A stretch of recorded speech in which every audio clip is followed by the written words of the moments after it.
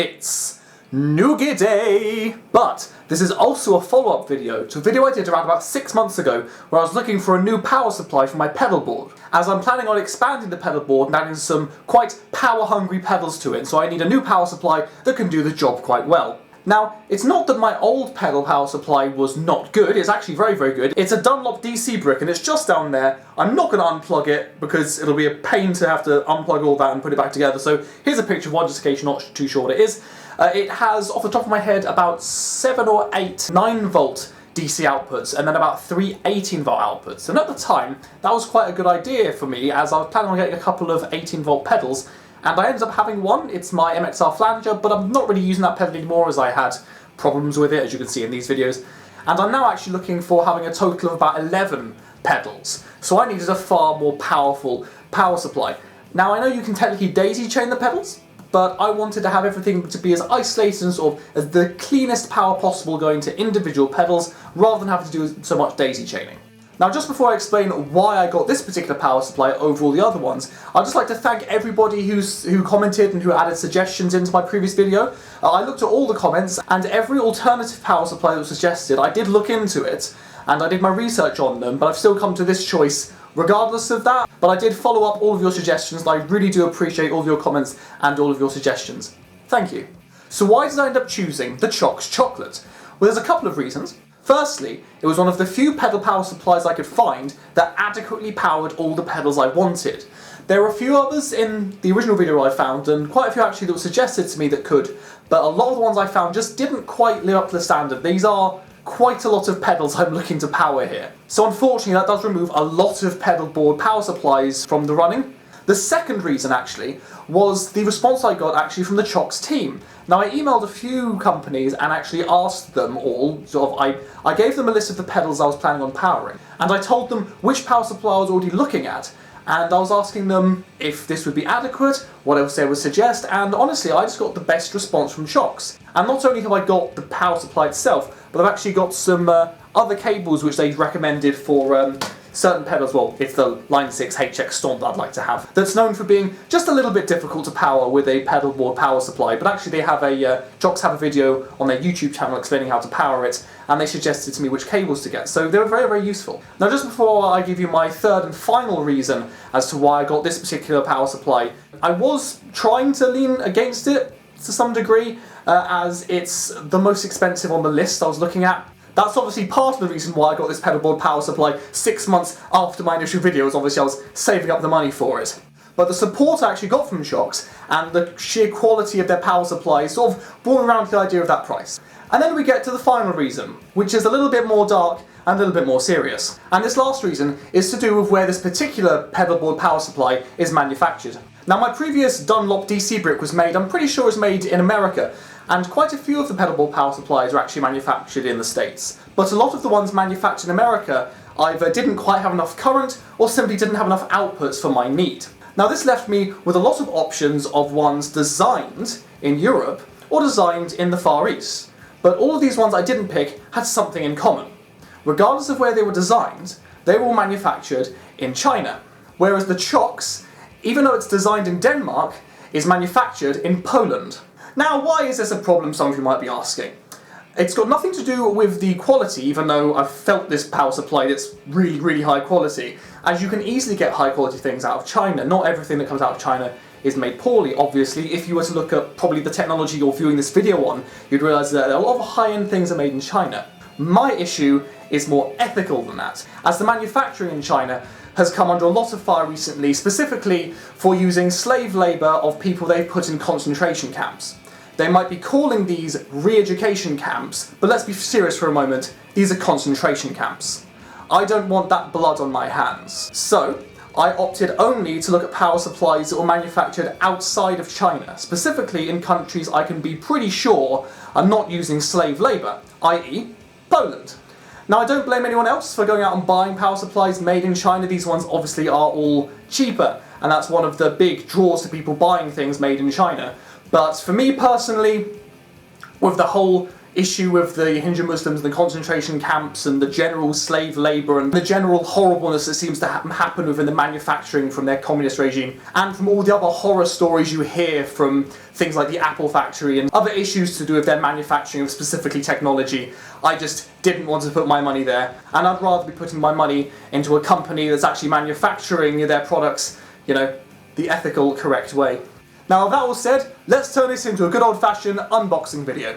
And so here we go, the Chocs chocolate comes in quite a big and quite a weighty box indeed. As you can see, the flaps are already open, as I have actually already opened this, but we're going to reopen it and have a look together. So if we pull it up here, we get what I originally thought was the power supply, but this is actually a little instruction booklet that is a picture of the power supply. Got to be very thin and very unweighty if it was just this. Got some instructions here as well. And a little panel back here. We're not going to open that up yet. We're going to get to the main event first. So underneath this bit of foam, we have the Chocs chocolate power supply itself. Let's try and take this out. And there we go. And the first thing you notice is how heavy this thing is. This has a lot of heft and a lot of weight to it. And you can see all of the outputs here. Now, not all of these outputs actually get used. As you can see with some of these ones, like these ones towards the end here, you've actually got two, and you're supposed to pick one or the other, but not necessarily both. Got some dip switches here. I think these are for the AC outlets, as the majority of the outputs on here are DC, but you do have a couple of AC for the few pedals that actually require it. Flip it over to the back, and we have a load of instructions for the dip switches there, made in Poland. And if we go over here to the power supply, two quite nifty things here. One is that you can see this little cutaway here, and to begin with I thought, oh, is this to try and rack mount it? But then I realised that the rack mounting will need to go on the front there if you were to be able to fit this into a rack unit.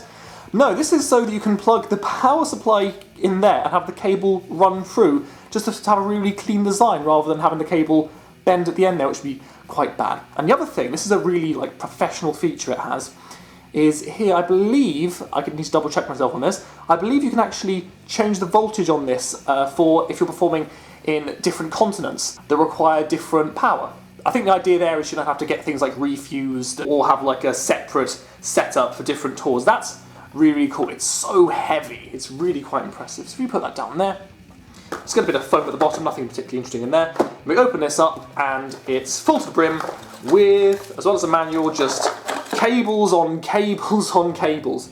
It is kind of funny actually that I was still required to order 2 more cables for the Line 6 HX Stomp, but I suppose that's a bit of a fringe case scenario.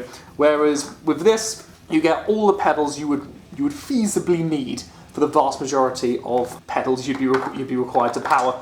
Now, something that's quite interesting here is actually how they're not the overly thickest in the world, but they have very, very strong ends. I think they seem to be much better quality than the ones I got with my Dunlop power brick, which I got about 10 years ago at this point. Obviously, you know, if you have a particular set of cables you're particularly fond of that you want to use instead, you should be able to use those.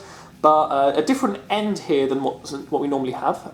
This is more like a RCA, I think, we refer to them as cables. Whereas the ones used on things like the Dunlop DC brick I have are, what are they? They are not 1/4 inch jacks. I've just remembered, they're 2.5mm jacks, I think, off the top of my head. So it would be a 2.5mm. So not all of the cables from whatever power supply you might have before, if you're trying to upgrade, will necessarily be compatible. For example, I'm going to be using none of the same cables. I'm going to be using entirely ones from this. But you get pretty much everything you'd need. So you've even got some kind of exotic sockets here. I have no idea what kind of pedal that would go into. Comments below if you know what kind of pedal would be powered by that particular cable. Obviously we have a power cable here, and it's a 3-prong, it's not quite the kettle lead, but it's the other sort of 3-prong cable. And obviously mine that has arrived has come with the British plug, but obviously you'll get whichever plug actually works in your country.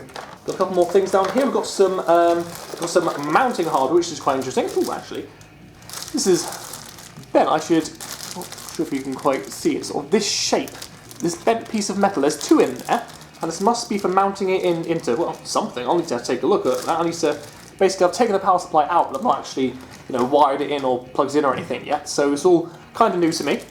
Yeah, I've noticed actually, got a couple of standoffs here and screws. I've noticed on the underneath of it, if you see, we've got quite a few screw holes here, so I'm wondering if this is for, what does it say?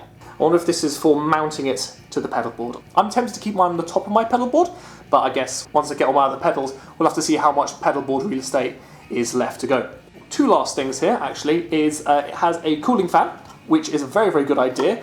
I think what was it? There was a Voodoo Labs Mondo, that was it. That was the pedal board power supply I was originally looking at. I like the fact that that has a fan.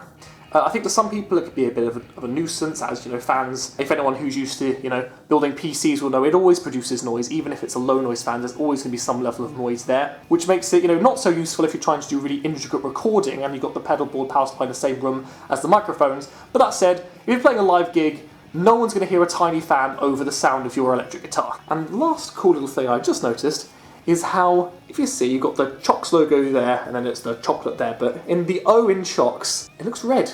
I'm pretty sure that's going to have a little LED inside and turn on where you turn the power supply on. I think that's pretty cool. So yeah, I'm pretty excited to get this all wired in and powered up, but really this makes me want to go out and actually order those other pedals, because now I have no excuse. Now I can power them all and we can get them going. I might have to do another video on that once I get all of them set up. I was thinking of doing a couple of videos on my pedal board. Anyway, if you like the sound of me doing videos on my pedal board, then please let me know in the comments section below. And if you enjoyed this video, please consider liking, sharing and subscribing. And I shall see you in the next video. Goodbye.